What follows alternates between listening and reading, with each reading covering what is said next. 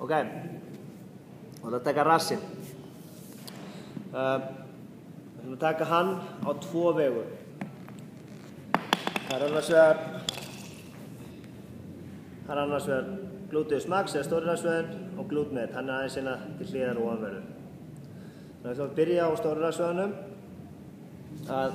Þá set ég hægri höndina hérna niður og hægri fótinn upp á hinn fótinn.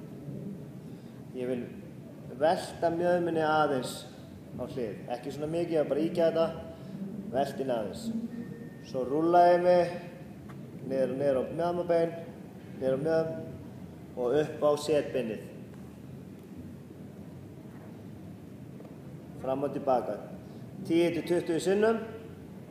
Eins og ég talaði með hinum myndböndunum, ef ég finn einhvern mjög veikan blett segi ég, og hann er sársaukafullur, þá vil ég sitja á honum og bíða þar til hann dofni. Þegar sársaukin fer, þá byrja ég að rúlla aftur. Ég geti líka gert þetta bara svona, það er ekkert verra. Mér finnst persónulega að þetta virka betur, ég næ dýpra inn í rassvöðvann. En sitt sýnist hverjum.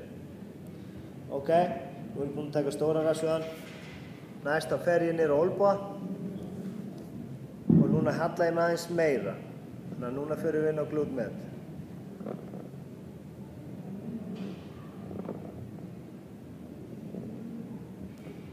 Það er 10-20 sinnum. Ég ætla að sýna ykkur þetta núna bæði á öðru sjónarhorni.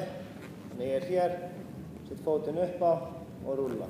Sjáu hvað rassinn snertir ekki. Ég er ekki hérna, ég set rassinn hérna. Ég bara aðra rasskinninn í einu. 10-20 sinnum, fer síðan niður á olnbogann og halla mig meira núna.